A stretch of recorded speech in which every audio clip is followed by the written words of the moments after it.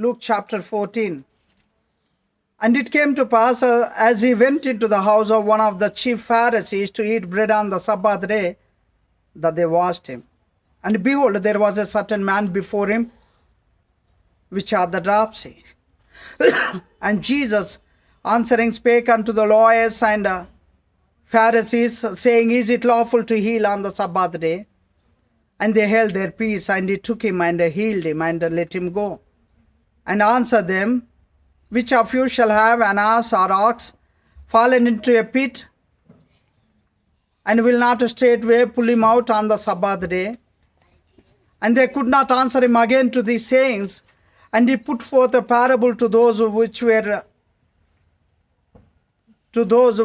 bidden, when he marked how they chose out the chief rooms, saying unto them, When thou art bidden of any man to a wedding, sit not down in the highest room, lest a more honorable than thou be bidden of him. And he that bade thee and him come and say to thee, Give this man place, and thou begin with shame to take the lowest room. But when thou art bidden, go and sit down in the lowest room, that when he that bade thee cometh, he may say unto thee, Friend, go up higher, then shalt thou have worship in the presence of them that sit at meat with thee. For whosoever exalteth himself shall be abased, and he that humbleth himself shall be exalted. Then said he also to him that bade him, When thou makest a dinner or a supper, call not thy friends, nor thy brethren, neither thy kinsmen, nor thy rich friends, lest they also bid thee, and a recompense be made thee. But when thou makest a feast, call the poor, the maimed, the lame, the blind, for thou shalt be blessed. For they cannot recompense thee, for thou shalt be recompensed at the resurrection of the just. And when one of them that sat at meat with him heard these things, he said unto him, Blessed is he that shall eat bread in the kingdom of God. Then said he unto him, A certain man made a great supper and bade many, and sent his servant at the supper time to say to them that were bidden, Come, for all things are now ready. And they all with one consent began to make excuse. The first said unto him, I have bought a piece of ground, and I must needs go and see it. I pray thee, have me excused.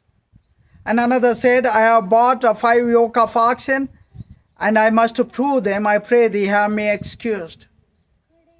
And another said, I have married a wife, and therefore I cannot come. So the servant came and shewed his lord these things. Then the master of the house, being angry, said to his servant, Go out quickly into the streets and lanes of the city, and bring in either the poor and the maimed and the halt and the blind. And the servant said, Lord, it is done as thou hast commanded, and yet there is room. And the Lord said unto his servant, Go out into the highways and hedges, and compel them to come in, that my house may be filled. For I say unto you that none of those men which were bidden shall taste of my supper. And there followed him, and there followed great multitudes. And he turned, and there followed great multitudes, and there followed him great multitudes. And he turned and said unto them, If any man come to me and hate not his father and mother and wife and children and brethren and sisters, yea, and his own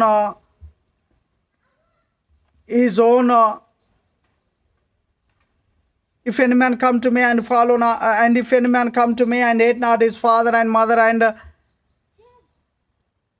wife and children and brethren and sisters, yea, and his own soul also, he cannot be my disciple. For whosoever doth not bear his cross and come after me cannot be my disciple. For which of you intending to build a tower sitteth not down first and counteth the cost, whether he have sufficient to finish it? Lest apply, if after that he hath laid the foundation and was not able to finish it, all that behold it began to mock him, saying, This man began to build and was not able to finish. Or what king going to make war with another king sitteth not down first and consulteth whether he be able with 10,000 to meet him that cometh against him with 20,000, or else while the other is yet a great way off, he sendeth an ambassadors and desireth conditions of peace. So likewise, whosoever he be of you that forsaketh not all that he hath, he cannot be my disciple. Salt is good, but if the salt have lost its savour, wherewith it shall be seasoned, wherewith it shall be seasoned.